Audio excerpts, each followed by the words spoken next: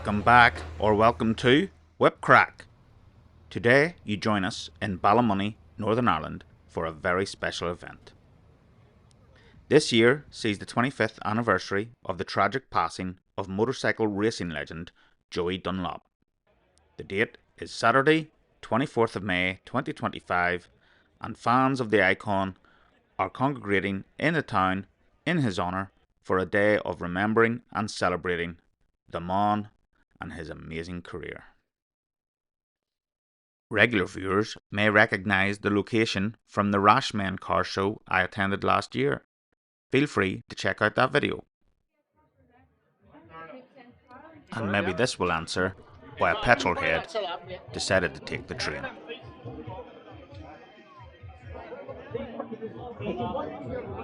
A big welcome back to Al to the channel, who regular viewers will recognise as my partner in crime on our adventure across Europe in our shitbox Saab. You can check that out on my 2-ball rally playlist. Al, a long-time biker himself, had bought himself a new steed that I wanted to check out. When we were in Andorra on our way back from the 2-ball, we met a Dutch guy with the same bike, and Al has been lusting after one since. His is more that colour, wasn't it? Man's was that colour. But it's difficult to get them in any colour other than grey. Right. We then did a bit of bike perving and appreciated the work of a local business.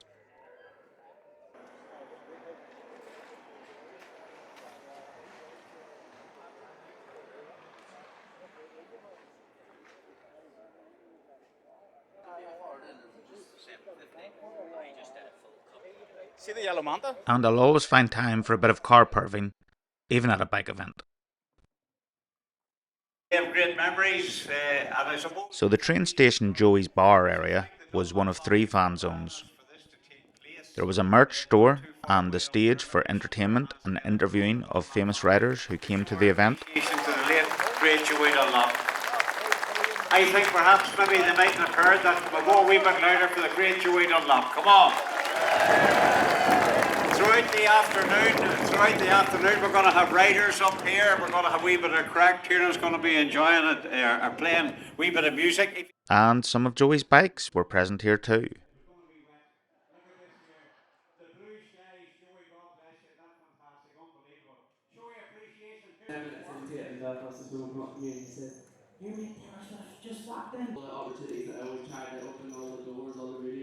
We then took a dander to find the other 2 fan zones. It was great to see the businesses on the main street get involved in celebrating Joey too.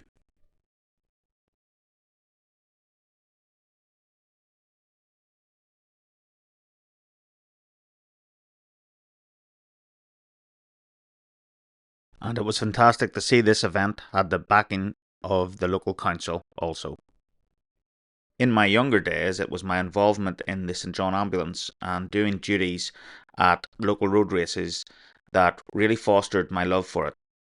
And it's great to see that they're getting support from local business. These bikes were brought to the event by the Ulster Folk and Transport Museum. The middle one was ridden by Joey himself. The museum is a great day out and I urge everyone to take a visit.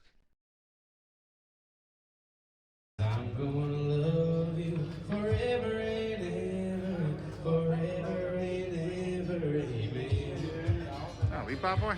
I'm gonna love you forever and ever, forever and ever, forever and ever. I'm gonna love you forever and ever. Here's another classic Joey bike, along with his iconic Aria Helmet in yellow with black stripe.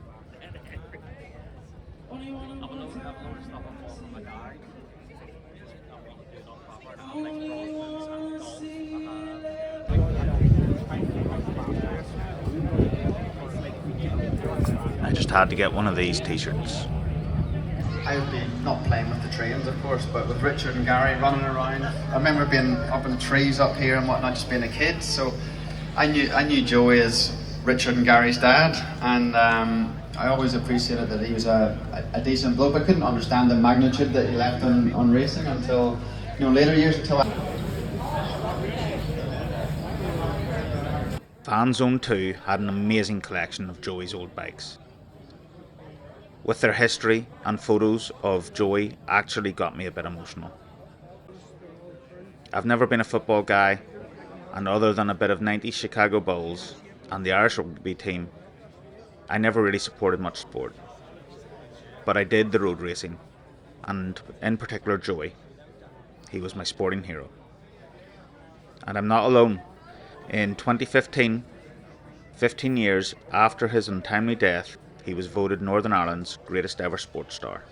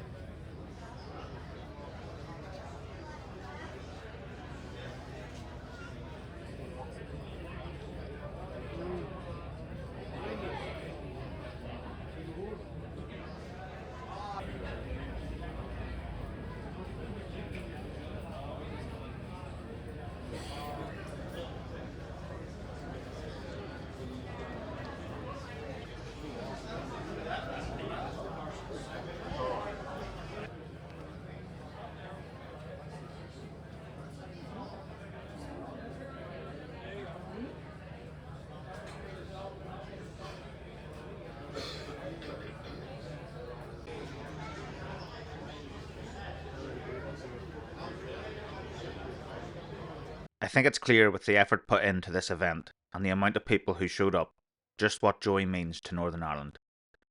And in a divided society such as ours, there are very few who earn that cross-community love. He truly was no ordinary Joe.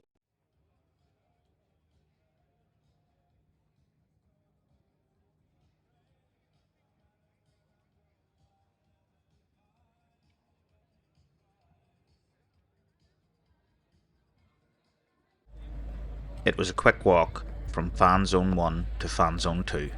Here we saw some of Joey's race suits. That black and red Honda Britain one is particularly iconic to me.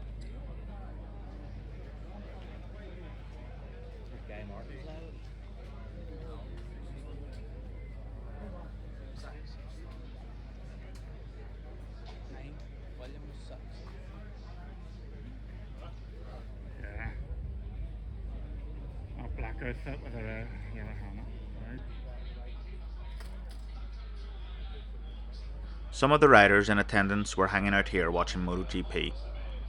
Some of them even flew from the Isle of Man, where they were at the TT practice. And there were even more bikes.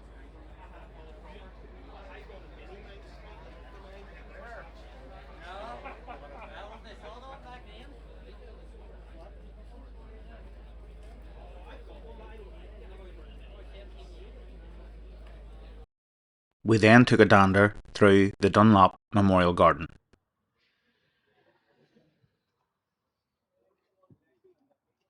Here you can take in the colossal amounts of wins Joey had throughout his career before seeing the statue of the man himself.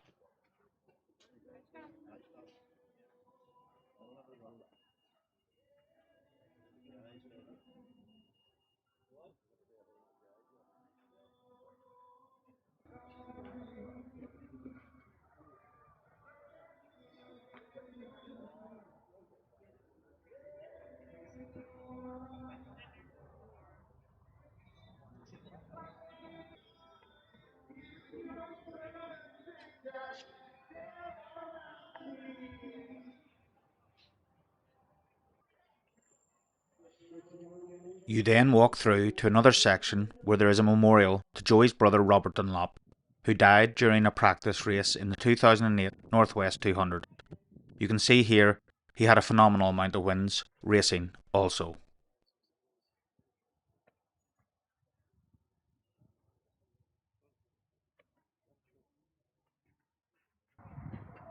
So I was saying to Graham there, you look at that, right? Northwest 200 victories, he's winning in 86, he's still winning in 2006. Mad. And again, he done the Mac. I didn't know he'd won the Mac Grand Prix. I did not know that. No. 10 years later, his son William Dunlop also died in a crash during the practice at the Skerries 100 in Dublin. His statue is present in the garden also. William's brother, Robert's other son Michael Dunlop, is a rider also. He has had a fantastic career and now holds more wins at the Isle of Man TT than his uncle Joey. I'd urge anyone with a passing interest in the Dunlops or road racing in general to check out the 2014 documentary Road.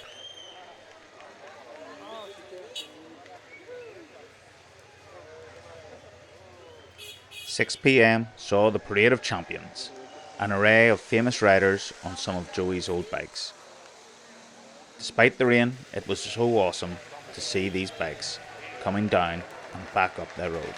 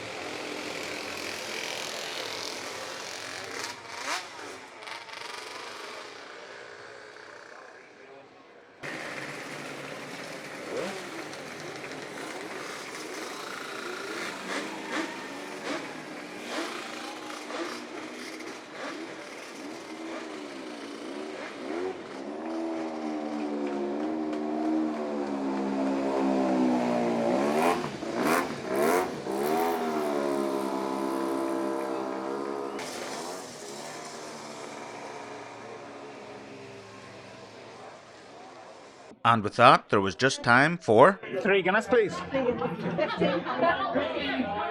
Super. Thank you. Super stuff. Appreciate it.